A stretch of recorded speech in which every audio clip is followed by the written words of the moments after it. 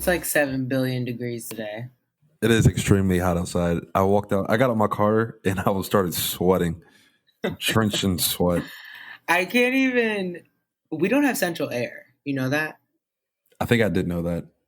It is a hot box in this household. Do you guys have any window AC units or anything like that? Yeah, we have them on the third floor where I sleep in on one side of the third floor, and on the other side is my office, my home office. So yeah, we have them in there, but sometimes the heat is so strong that even our brand new stand up AC unit from Home Depot that cost me I know $400, exactly what you're talking about. the one that cost me 400 fucking dollars It's to trash. cool my room down doesn't keep it cool, because the other problem is the sun sets on my side of the house. So at like 1, 2, 3, 4, 5, 6, 7, it's just glaring through my window and my walls, Just straight heat. in addition to the heat that has already risen to the third floor. Yeah, you guys need to get some central air in there. So at my house, we have central air, but they added an addition. Like the original owners added an addition, but they didn't add a second like zone for AC. So downstairs is cool, but as soon as you walk upstairs to like our bathroom and where our bedroom is, it is like 80 degrees.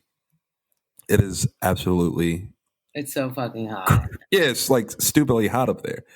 And I mean, we have like ceiling fans that I haven't put up yet that I need to put up, but I feel like even when those You are going to install a ceiling fan, Jared Gaines? I mean, my my brother-in-law, he says that it's easy. Jared. I'm going to pay somebody to install it, but he keeps telling me that it's easy to do, so we might tag team it. I don't know yet, but I don't think that's going to do much.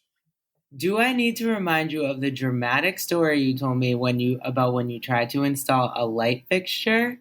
Oh yeah, I got both of those too. Up, You did them by yourself? Yeah, she was going for the weekend, so I was like, "Hey, I'm gonna surprise her with the 2 other light fixtures up." Wait, this is peak adulting. Surprising your wife, not with flowers, not with dinner. Self-installation of light fixtures, which the first one you told me dramatically took you about 2 hours to install. Yeah, so we have an island in our kitchen, and we have like 3 pendant lights over the island. So the ones that when we bought the house, the ones that were up, we were like, we need to get new ones. So we finally got the delivery. I went to install all 3 of them. One of them by itself took me an hour and a half, and I was drenched. I was drenched in sweat by the end of it. So I was like, you know what? I'm gonna save the other 2 for a rainy day. And that was like a whole month and a half later. So did it take you a full day to do the other 2? No, I learned from my mistakes, and it probably took me 30 minutes to do both of them. Wow. Yeah. You have really, like, this home ownership of yours has really elevated your adulting skills. You know way more than me. Yo, it's crazy because like I'm still not handy, and I would never think that I would ever change. Sounds pretty handy to me. Yeah, I never thought I would change some sort of lights, but I did it. But we still need an electrician in. We're graduating to ceiling fans. We went from light fixtures to ceiling fans. I think that I'm going to pay somebody to do that because the ceiling fan is right over my bed, and I have nightmares that if I try to install it myself, or if I trust my brother-in-law to help me, and we have it on throughout the night, it will come crashing down on us and kill us. So I might pay somebody to do that. Another thing that I feel like I just need to get off my chest that relates to adulting is I'm in the market for a desk chair. Okay. Oh, I saw your tweets on this. I have not had the luxury to I'm not a homeowner yet, so I haven't had to furnish. What do they call it? Furnish. I haven't had to furnish a home. Yeah. So me making my little home office nook for my work from home foreseeable future in 2020. What's wrong with the chair you're in? This is Terrence's gamer chair. But it looks comfortable. And it's not that comfortable. It looks comfortable. It goes like all the way past your head. You can I lean back. hate that. I hate that. I feel like when I'm on video chat at work, I look like I'm in some sort of alternate reality. Like, why is the chair coming above my head? Also, it's just a gamer chair and it's like leather, so I'm sticking to it all the Oh, true. time. Yeah, if you're sweaty, but you might get some cool points if you're like video chatting with somebody from work who doesn't know you that much, and then they see you in like a gamer chair. They might be like, "Oh, she's cool." Somebody at work did compliment my gamer chair, and I was like, no, I really don't like this chair. And Terrence is like, I don't know why you're such a hater. Because I was in the bed looking for chairs until like midnight on my phone because I got into a rabbit hole of office chairs. And so I'm scrolling. He's like, you're really just doing so much right now. And I'm like, I can't decide. So my point is, I was so excited to build my little corner office. I'm decorating it. I feel like I'm furnishing a home, even though it's literally the corner of a room. And so I want the perfect chair. This is how I know I'm going to be psychotic when I ever buy a house Oh because yeah, I cannot find, like, I've probably at this point, I've looked online at least 50 chairs. I deal with office furniture a little bit, and they're expensive. Like office chairs are expensive, but I would say So if you can afford it, expensive. yeah, if you can afford it, I would say Herman Miller. That's the best one, but that might be like Jared, that might be a stack or something. why is a chair a stack? This is what I want to Actually, I know. think it might be like 1,400. Tell you the truth, Okay, I don't even want an office chair. you just want something that's comfortable that doesn't hurt your back that you can sit in for 8 hours of the day. And it has to obviously go with the aesthetic of my corner office. See, that's the whole issue. Why does it have to look? How about you get the chair that makes you so comfortable, No, and then you design your office aesthetic around that? Jared, the chair is the last piece I have all of the office aesthetic. Didn't you see my Instagram story Which one? from last night? When I said, is my new office not a vibe? I'm not done decorating it. I added 2 decorations today. Anyways, the point is, I'm scrolling through chairs that I want for my office nook. And I don't understand why chairs have to go for $300, $400, $500, $600. Like, I don't even want an office chair that like does the shoop up and down thing. I don't want wheels. I don't want to spin. I just want like a cute little Comfy. trendy Yeah. task chair that is stationary that fits my aesthetic. And I don't think that's a hard thing to ask for. So I'm really feeling the adulting stress Have you looked at of Wayfair? picking out a chair. Yes, I hate everything on Wayfair. Everybody keeps telling me to look at Wayfair, and I hate every single thing. And I've bought furniture from Wayfair before, and I'm sorry, but their shit is overpriced for the quality. Facts. I mean, you could look at Walmart.com, Target.com, I got my desk from Target, and I didn't see a chair there that I liked. But because they low key oh my have some god, good stuff. To tell you the truth. listeners, can you please slide into my DMs with some chair recommendation Yeah, or company? who would have thought we would be at this point in life where we're arguing, We're not just arguing, talking about chairs for yeah, we're stressing over finding the right chair. office chair for your little aesthetic. Like, that's crazy. Yeah, so Terrence is like, you're such a hater. My gamer chair is lit. Like, it has premium back support. I'm like, I I don't mean, care. it looks nice. And it's red and black. I like the colors. That's what I hate the most about it. It could not be more, Obnoxious. it could not look more different from my aesthetic. Like, I want to post a before and after of what I did with my office nook, but I cannot do it with this chair. And I can't just post a picture with no chair because everyone's going to be like, where are you sitting? And I'm going to be like, in the gamer chair. You'll find a chair soon enough. Well, this reminds me that the other thing that I was doing when I was looking for a chair, which I feel like I'm doing now more than ever, which is going to be the perfect segue into what we're talking about today. But I am like now, I feel like making it harder on myself because I'm trying to be more mindful about the companies that I'm purchasing from. Obviously, like I already was somebody that preferred to buy from Black owned businesses.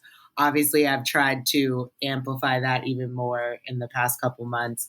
I'm not necessarily saying my chair has to come from a Black owned business because I don't even know if any Black people own many furniture stores. But what I do want to know is that the company's values align with my own. Yeah, I mean, and that's a lot of companies. I don't know if they were just recently doing it, but I think even back like before everything started, they've actually like put their like values and what they stand for on their websites, on their social media. So you kind of get like a feel for it. Yeah, Obviously, there's some companies exactly. who like just totally disregard it and just want to sell you a product. But I feel like nowadays in millennial time, um, companies have actually done that, and you can like you actually know or you have a vibe of like where they stand on certain issues that you may or may not agree on. Yeah, and I feel like though also there are a lot of companies, especially with the Black Lives Matter movement taking off, that either have changed or amplified, what their values are specifically as it relates to supporting Black Lives Matter. But at the same time, I feel like there are also companies who are just putting statements and like Oh noise yeah, and it's bullshit cap. out there saying like oh we support this or we stand unequivocally blah blah blah blah and But there's no but I don't evidence to really know support what's that. going on. Yeah, like I don't really know what's going on, which brings me to our point of what we are talking about today, which is basically racism and maybe I mean racism is real, but I'm trying to be more I'm trying to be have a positive outlook. So like diversity and inclusion at work and sort of what that looks like because I'm going to tell you something. I've had a lot. The month of June for me was emotionally exhausting and we talked about this before about like just fielding questions and having tough conversations with people. And for me, a lot of those tough conversations happened either with coworkers or with my superiors. Um, and it had me thinking like I saw some other people posting too about how they're leaving their jobs, people on Twitter saying they're leaving their jobs because the movement has sort of just like inspired them to not just like be comfortable with what your company is doing as it Or they're stands not today doing, yeah. or not doing exactly. So I mean, I feel like between the two of our companies, which will remain unnamed, yours has done better than mine. Yeah, so like my company, they've been with the movement with all types of movements before everything popped off in June. Um, like even me coming into it, I looked at like when I've been there for 3 years now, and even like looking up information before going into my interview, like I knew where they Mm-hmm. stood on certain issues, and I knew the type of company that they were, and they take pride in that, and they highlight that and they showcase that to their clients or even to I guess potential employees. So I already knew that going into it, and seeing what they've done since everything's happened since what May or June, like it doesn't surprise me because they've always been for the movements and progressive and I guess inclusive. That's great. And it makes you just feel comfortable when you're there. Like you could be anybody, you can Right. agree on different things, and they give you the platform to express your opinions, no matter if it's something work related or if it's something political or socially related.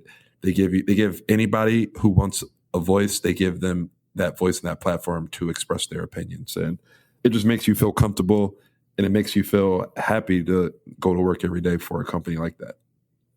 So you're pretty content.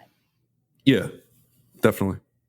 Especially with like what they've been doing. I mean, I've had conversations. So just to let everybody know, the company, not the name of the company, but we have like an initiative or we have different equality groups that are global throughout the company. So you might have like like a pride, or they call it Pride Force. I think it's definitely not called Pride Force. I think it's called Outforce. It's called Outforce. So obviously, you know what that equality Of group is course, for. it's worse.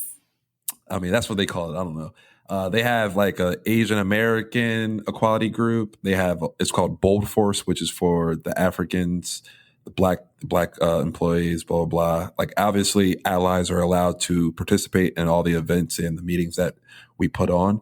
Um, Hmm. but they have these like equality groups. They have a ability force, so people with disabilities, things like that. They have vet force for people who are veterans, and they just have different type of equality groups.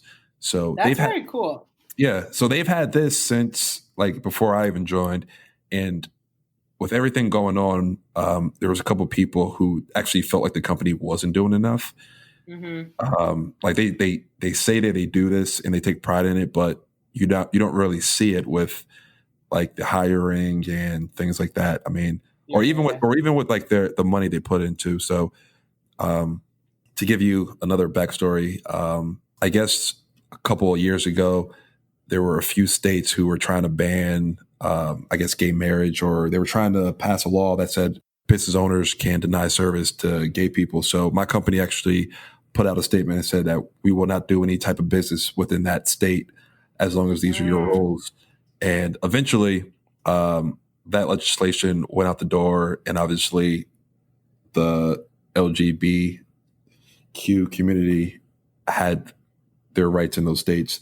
So once everything happened in May or June, a lot of people Mm-hmm. felt like the company does more for that community and not the black community. So they were actually looking for more money to be put out and more awareness to be brought, other than the company just saying that they stand for these type of movements. Okay, so I'm glad you brought that up about money because I think there is the main difference obviously between your job and my job is for profit versus nonprofit. So obviously a for profit company has the budget and ability to maybe do more than a nonprofit as it relates to kind of what you're saying and just like events and like those type of things that actually cost money. It's not an Yep. excuse for nonprofit, but But then you there's also definitely a care about, difference. yeah, and you also care about your donors, right? Right. But for me, like even when I was job searching, when I moved back to Massachusetts, and I feel like other, young black professionals can relate to this, is sometimes when you're like transitioning or you're looking for a job or you're first coming out of school looking for a job early in your career, whatever the situation is, you are just so focused and like determined to find a job. And like, as a young black individual that you may not be offered the same opportunities that your white counterpart might be offered. So when you get that offer at that company that is, or at that role that is like your quote unquote dream job at this phase of your life, I feel like unfortunately sometimes we have to, be accept like, oh, well, these are the company values. They're not like, and maybe you're interviewing with a company that doesn't necessarily have diversity and inclusion as a value, even though that's a personal value to you. Mm-hmm. But now you feel like you have to sacrifice that because you don't know if you're going to get this type of opportunity or job or pay somewhere else. You know what I mean? Like whether Yeah. you don't have the network or whether it's just a race thing. So that is kind of a little bit of the position that I was in And you're a at woman as well, so you have to look at it thank you. from that point of Even view as that well. perspective. So Yeah. that is like, so when you say, when you were interviewing at your current job and you look into those types of things and this job that you had, that you have now aligned with that, like that is like the perfect storm kind of. Whereas like in my situation, I was definitely like, I had just moved, like I needed a job desperately, but I was going to still commit to something in my field of scope of work. But at the time, the values of the organization and weren't necessary. Like some of them, they were all great values, but I noticed that there wasn't necessarily a diversity and inclusion value like explicitly Yep. stated like that. It was more of like general stuff. So, but for me, like I had to literally in my decision be okay with taking that sacrifice and I had to do that by talking to other people at the organization and saying like, "Hey, how's the culture here? Are they inclusive?" Da da da da. And obviously, when you're interviewing versus when you start with the company, you get to know the ins and outs of what goes on, who works there, if it really is inclusive, if it's not inclusive, that those type of things. So my point is like the situation that I'm in right now is because I work for nonprofit. I guess maybe I made a mistake in assuming that because we are a large nonprofit organization who and the people that we serve are minority people. So that's where you see like your community is the people who are being served versus the people that you're actually working with. For me personally, that is what helped me to say yes. I mean, I was going to work in nonprofit either way, but the fact that it was serving communities that look like me, but I also accepted that as enough to say like, well, we're doing enough because we're serving these people as clients, as opposed to like, you know, actually taking a stand or actually. Doing something more, and then just not just be content with just Yes, yeah, yes, exactly, yeah. yes. And so for the past like month and a half, like I mean, I like my job. I like the organization I work for.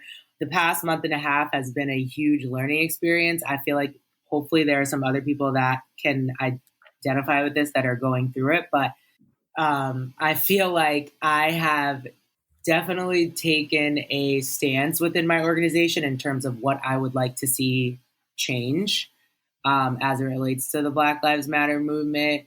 I've had, I'm sharing this for people who are sort of in a position that are like, well, I don't really feel like my organization's doing enough, but I don't necessarily know what to do about it. Some things that I have been doing, which I'm like, these people are probably sick of me, but I don't care because they No, but cannot fire but me. it's needed. Yeah. Yeah, I'm just like, my mom keeps making fun of me. She's like, are you sure you want to say that? And I'm like, what are they going to do? Fire me for giving constructive criticism respectfully? Like, no, they can't. Hey, but if they do, you already know, hop on that Right. phone with the lawyer, and it's lit. No, but some things that I've been doing, like the main thing that I've been doing is I've actually been in active conversations with like our CEO, like one-on-one conversations, who has been willing to listen and open to hearing. And I just, everybody doesn't always prefer to do this, but I was sort of internally at the point where I was like, I'm not going to go through my director and her VP just to get to the CEO. Like I'm an employee here and I have a right to email any employee who works here. Yeah, So exactly. And that's like, and that makes employees feel more comfortable if there's an open door policy for not only the CEO, but everybody below that as well. Your direct manager, your direct boss. And then if the CEO is willing to have those conversations with his employees, that just yeah. makes for a better atmosphere at work. And our CEO has never said like there's never not been an open door policy, but when you're in the work and you're working or whatever, you're in the thick of it, it's just your natural reaction to go to your direct supervisor first. Also, Of course, yeah. my direct supervisor and her supervisor are both Black women, which is like insanely unique, and I am grateful for that. And so I do feel more comfortable talking to them about these type of issues than like naturally going to my CEO. But for me, the issue is important. So I've been emailing my CEO. Our organization put out a series of action items that they're committing to, which I responded to with criticism and suggestions for doing better. Because my whole thing is like, if your organization or your company is putting out action items, especially about a topic that is so sensitive and important to your Black employees, like you can't just say we're gonna do these things. Like you need to tell me what is your literal plan of how are you going to achieve these things. Like for me, for some people maybe it's enough to see just like They're what the taking end goal action. is here. Yeah, but for me, it's like I'm a fundraiser. I would never submit a fundraising goal or a plan like without a strategic plan to back it up. Like I would never go to my VP and be like, I'm gonna raise $100,000 on this campaign, and then she'll be like, how? And I'll be like, I'm still thinking about it. Like no. I'm going to go to my VP with an entire plan, SMART goals of how I plan to do that. And so I wanted to share this to say, like, if you work for an organization or a company that is taking a stance and doing the right thing, and they're saying that they want to change and be better, and this is how they're going to do it, hold them accountable to understand what are the specific steps you're going to take. If one of your action items is hire a more diverse workforce, what are we doing? How do you plan to get there? Yeah. Are we hiring an outside consultant to look at what we have and look at our salaries? Are you going to go into those communities and have, I guess, like a recruit out of those communities and have kind of right. like, what are they called? What is the day? Oh, like fair, like a yeah, like a job fair or something like that. Yeah. So exactly, and to your point, I feel like a lot of companies, like once this whole thing started, I feel like a lot of companies they just rushed to put out a statement and rushed to Exactly. put out things that they thought would be beneficial to employees and to the organization rather than taking the time and being patient with it and actually thinking through it because they just wanted to put a statement out there or put an initiative out there just to, I guess, put a Band-Aid on the situation rather than just thinking through. Right. And it's like, even if you have, and these are literally some things that I've said to my coworkers and supervisors about this topic, but my whole thing is, even if you are well intentioned, like even if your company puts out a statement that is well intentioned and they mean what they're saying, to a Black employee or to an external customer or it to could look anybody, totally different. It could look like you're just putting this out here so you don't get dragged and you don't lose sales and you don't lose whatever. Yes. As opposed to, we're putting this out here because we've put thought and meaning into it, and here's how we're going to do it. This was a very sensitive comment that I made, I feel like, because it makes people jump back and say, like, what do you mean? Like, are you accusing me of not meaning what we're saying as an organization? Like, no, that's not what I'm saying. I'm just saying right now, you want to know what I really said? Yeah, let the listeners know. I literally said at one point, I said, when I'm not at work after 4:30 p.m. before 8 a.m., I am literally, you, me, everybody in our community are literally fighting to stay alive every single day. That is like, I'm just trying to paint a picture of the urgency of the matter. So outside of work, I'm fighting to stay alive. And when I come to work, and at work, I would like to feel safe and feel like I don't have to fight to stay alive or defend myself or whatever. By a company not treating this issue with urgency, it makes your Black employees feel like you don't care enough about my life to make this a priority. And I said, COVID was is a international pandemic, worldwide pandemic. Many companies' responses to COVID-19 were urgent. They probably didn't have a plan because nobody planned for a pandemic, but the response and your change to your business, you had to figure out very quickly to stay afloat, right? Like, that is the type of urgency. That would affect the bottom line. So exactly. You bet your bottom dollar that they're doing everything they need to do to make sure nothing But that's like the type of urgency I'm trying to see from companies and organizations. And in some ways I'm seeing it. I've seen some companies put out great statements about how they are going to specifically make changes and specifically or say, like, we're going to start by listening, like, whatever. So because you can't be perfect. And exactly, these situations aren't going to be perfect, but it's just the effort and the willingness to learn, to improve, do better. So, and I said that in my email. I said, we don't have to do it right the first time, but like, we have to do better than we did the last time. Facts. You can't do it wrong 2 times in a row. Right, because if I did that, I'd be fired. Exactly. So.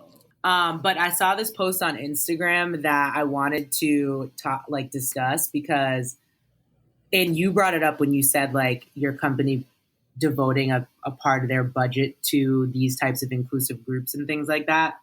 This post on Instagram was by Official Millennial Black.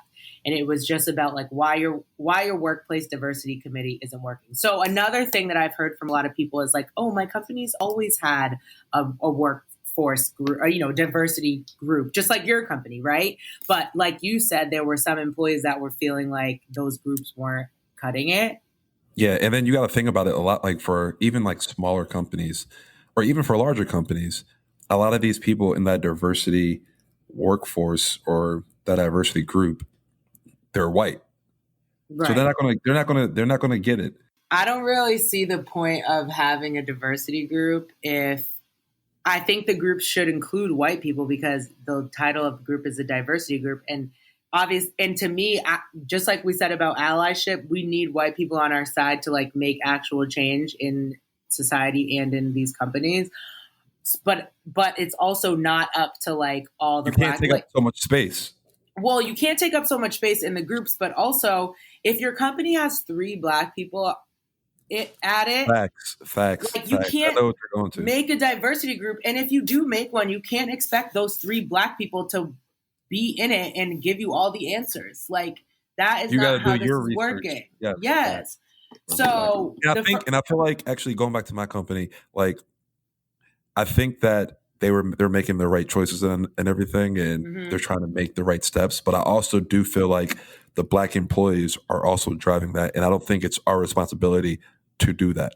exactly. And And I feel like that's so with other companies as well, small companies, large companies, medium sized companies.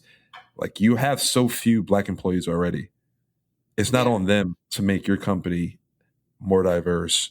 I mean, they can have a say in it, but it's not up to them. It's not their responsibility unless they're right. the owner, unless they're the CEO. So one of the things she put on here on the Why Your Workplace Diversity Committee isn't working is that it's performative. Many companies have different diversity and inclusion committees just to be able to say they have them. They don't take real steps of changing the structural racism in the organization.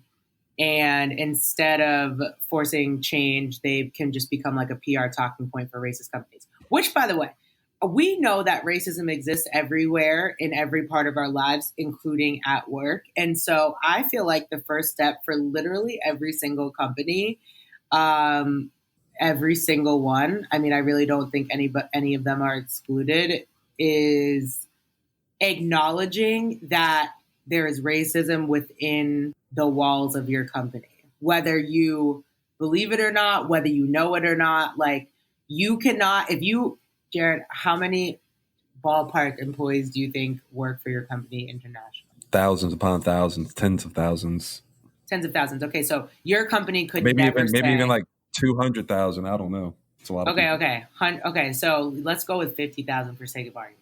Your company, 50,000 people working there, your company, there's no way your company could stand up and say, we have no racism here at this company. There's no No, way. I don't think. Yeah, But I feel like I don't think a company with 5 people could say that. exactly that's my point. So I'm saying, like, I feel like the first step for both companies and organizations, which I shared with my own, was we have to first acknowledge that there's racism inside of the four walls. Like, there just is. And that's where I feel like we need to start and say, like, that alone is the problem. We're gonna Yeah, you got make to a accept plan it. to address that. Yeah, Yeah, accept you got it to and then accept it address first. it. Yeah. Yes. Because your black employees aren't going to feel safe at any point if you're putting groups together and doing a bunch of noise and bringing on more black people if the inside of the walls are still racist. So, like, if that's happening, who are those people that work for your company and why do they still work there? Like, I bet you my bottom dollar, you could go through any company, HR department, find the racist complaints and find those same employees still working there. Oh yeah, for sure. Even So, like sexist complaints, like right. employees doing things they shouldn't be doing, and then they're still there. It's sickening. So, unless every single company in the United States is acknowledging that, I just feel like nobody's starting in the right place. But anyways, the next thing she talks about is that it's left up to marginalized people, which is what we just talked about, and saying that the committees are usually set up and driven by employees from marginalized communities, which puts a burden of education and pushing for change. So, to me, like, the message that I would like to say here is if you are not a person of color, join your company's diversity group or whatever it's called, but only if you're going to go there and be a real ally and listen. So, like, all the things we've been talking about, listening, educating yourself, bringing what you're learning to the group, like, this is where we need y'all to step it up at work, which I feel like people don't step it up at work because work is where, like, we make our money, right? Like, you don't want to mess with your own money.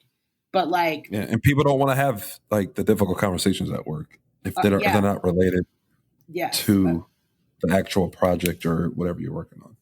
Yeah, because they don't want to be put on a radar or whatever because it's your job.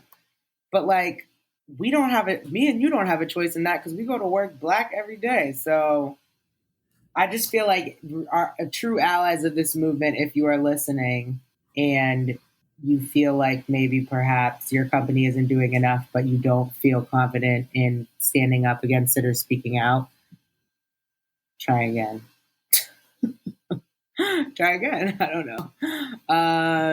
And I feel like the biggest and one of the most important things is that there are no senior employees aren't invested in this work or these groups. Like, I want to see the SVP of not diversity and inclusion if you have that branch in your company. I want to see like the SVP of some random shit facilities. Finance. Yeah, in the groups. Like, if it's just managers and senior managers and coordinators or directors or people that don't have the ears of their senior coworkers, what are we even doing? Yeah, everything in a company starts from the top down. So you need to see the top leadership buy in and give that energy, or you're not going to see other people trickle down. Exactly. So that's a huge part. You got to lead by example. Huge. So I say all this to say, like, in our work lives, we tend to try to separate work from outside of work. And I feel like there's a lot of performative, unintentional performative allyship happening on a level that is, I'm on social, I'm educating myself, I'm having tough conversations. But when I get to work, I am not speaking up, or I'm not attending the open forum to talk about why this is an issue. And so for us as Black people at work, it feels like nothing is happening, nothing has changed. And I mean, even if your company is doing what it's supposed to be doing and it's on the right path, I mean, coming from a Black person, us going into the corporate world, you still don't see many of us. And don't even talk about Boston. Yeah, like you might have seen it. You might have seen more down in DC because that's a very diverse area. But yeah, depending on where you're at, like you in the workforce and you in the corporate world, you really don't see many, or we really don't see many of us. Like I can name and count all the Black people that I know. Me too. In the whole Boston hub of my company, and that's like 4 or 5 offices. And I can count them. Crazy. And then that's crazy. Yeah, like, and I'm not saying that's the company's fault. It does depend on where you're at, and I guess who they have coming in or who they're recruiting and things like that. Like, even though your company, it might feel like home and it feels safe and it feels like they're welcoming and it feels like family, you're still not seeing many of you in the office. Right. So that's another point that people just need to realize. Yes. And you're in meetings, and I'm the only Black person in meetings. Like, I'm shook. You feel a certain type of way. I'm shook at those meetings. I fucking hate those meetings. Yo, I really do. And why? If someone's gonna ask me why. They're like, oh, it's like that's the first thing you think of. Like, yes, we think about race basically every single day. But like, it'll be great. It'll be great to have the privilege to not think of that. Right, the privilege to walk into a meeting and be like, and not be worried about if anything that I say today is going to be misconstrued as something else, if I'm even going to have a chance to get a word in. And just to take away from the race aspect of it, like, look at it as like a woman. I'm pretty sure there's plenty of women who feel uncomfortable if they're the only woman in the room. Exactly. Or in the meeting. Yeah, now imagine being the only woman and the only Black person. It's like, it's sickening. It's honestly, it makes me shook every time. That's why I said I'm blessed to have a Black woman who's a supervisor and a Black woman who is a director. And it is part of the reason why I love my job. And that shows you that you could make it there. Yes. But my point is, it's just, if you are somebody who is committed to this movement, I really just encourage you to think about how this plays in. Like, if you are like Jared and you can think off the top of your head about who all the Black people are, maybe you can't think of it because you don't know who they are and you don't care. But if you know that you work for a company, you know their face. If you know that you work for a company that doesn't have a huge diverse employee group, you as an ally, hopefully, we are counting on people like you as an ally to stand up for the fact that that's not acceptable, because they're not going to listen to the 5 Black people that are there. I'll tell you that right now. Also, so like before the job I'm at, even doing my research to seeing like the company and seeing Mm-hmm. the culture, like Mm-hmm. I understood that they were all for their employees and things like that. Mm-hmm. But it really never dawned on me to look into like their diversity plans and like I guess how progressive they were and Yep. how inclusive they were. And it didn't hit me until I actually got there and saw what they were doing. Yeah. So that's another way to look at it. Like you don't have to go into these companies, or maybe I was just under the impression that no matter where I go, it's going to be mainly white. In this, that's just the corporate world, and that's Yeah. what I just have to be used to. And that there's not time to talk about race or any type of other social issues because it's just focus on work, do what you need to do, and leave. So that Right. was me going into the company that I'm at. But once I got there and saw the things they were doing and seeing how they want employees to have those type of conversations, that opened my mind and my eyes into now when I go to another company, hopefully I'm able to find something either better than what they're doing or similar. But that's Mm-hmm. something that I actually will look for now. Yeah. Definitely same. I wanted to ask you, have you ever had this is just like, I would just wanted to give an example of like, I thought you gave a really good example of walking into a meeting as the only Black person. So I wanted to ask you this because you said that you don't have that many Black people at your job. Even not at this specific job, at any job. Have you ever like there's only a couple Black people at work, right? So Yeah. has it not happened to you? This has happened to I feel like almost every Black professional I know in the history of work.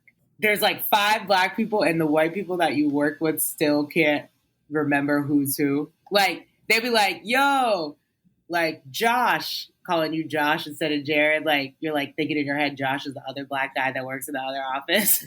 They're like, Bro, we had so much fun at that work event, like talking to you, having a whole conversation, and you're just in your head thinking like, wow, this man really just thinks I'm this other Black dude and he doesn't really give a fuck. I remember I was at Stonehill. I had a internship with a company in Foxborough, and this lady called me Jerome, and I was like, Stop. huh?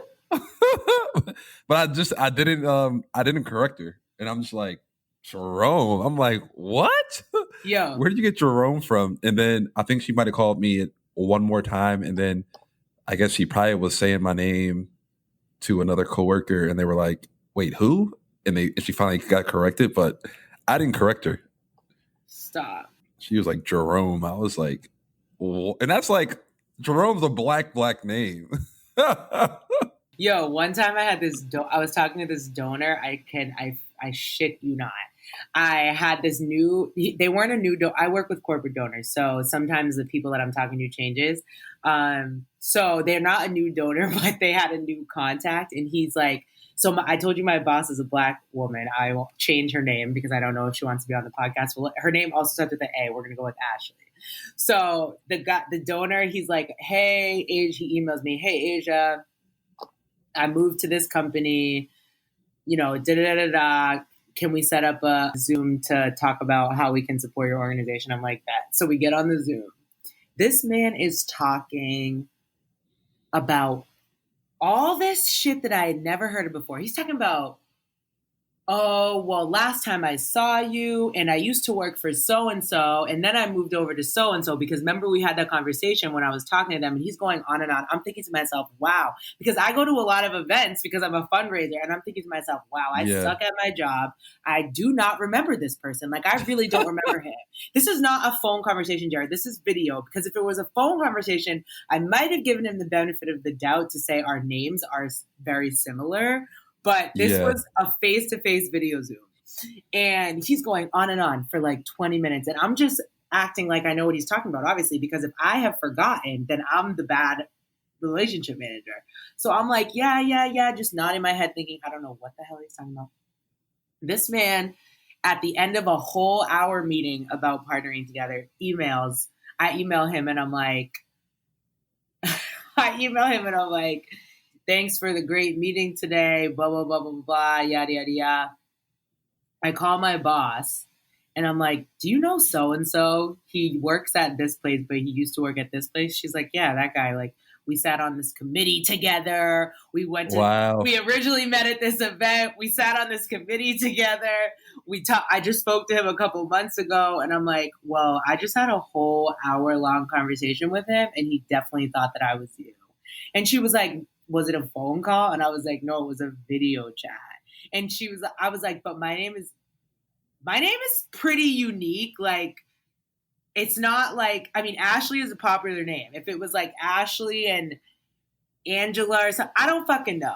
My point is, I had a whole conversation with this white dude who thought that I was my boss. Also, I'm light skinned, she's dark skinned. Like, we don't even look the same.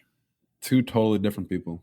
And he had a whole conversation with me and thought I was her. Mind you, it's not that he only met her one time at an event and we had a couple drinks and maybe we forgot we were both there at the same time. No, they sat in groups and together. Yo, people are wild. People are wild. I'm like, wow, this man just really assumed that I was you because I feel like there are white people who assume that there is no way this company that I've worked with and met a black person at before has another black person whose name starts with an A. Do you know what I'm saying? There's no way. There's no way they hired another black person. That's what he was thinking in his mind. Like, oh, I'm not sure if this is her, but there's no way there's two black people that work here. So I'm just going to go with it. Like, I'm shook.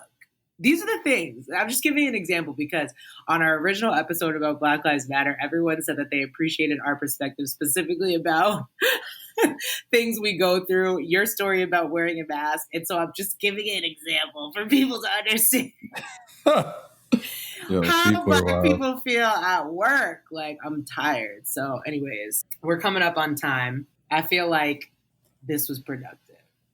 Do you feel like this is productive? It's always productive. We always enjoy it. So, I mean, whatever y'all are doing, get back out. Like, your allyship doesn't stop when you walk into work. So if you see some shit at work that is racist or an injustice to your fellow black employees, please speak up because we need you on the streets and at work and at school. And life. In life. Anyways, we didn't even say welcome to Done with Adulting podcast today. You love when I forget to say that. Welcome to Done with Adulting podcast. Whatever, bro. If you like this episode and this podcast, subscribe, rate, review, and like.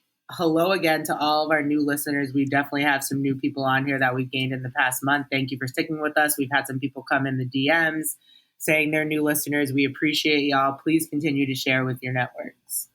Yes, we're on Insta, as you guys know. Keep sharing. Done with Adulting Pod. Also on Twitter, Done WTH Adulting. Speaking of Twitter, did you see Tyler's tweet today? Yeah, that was hysterical. I was dead. Yo, I meant to mention you, but I saw it because I have the pod Twitter. But also, last thing, we have 400 followers on Instagram now, which I feel like to some people is not a big deal. But I'm lit. We got a little following. Shout out to y'all, 400 people. We started with 0, so celebrate the small wins. If I had a soundboard, I would play a round of applause, but we're still on a budget, so it's fine. Yeah, maybe once we get 1,000, we'll get the soundboard.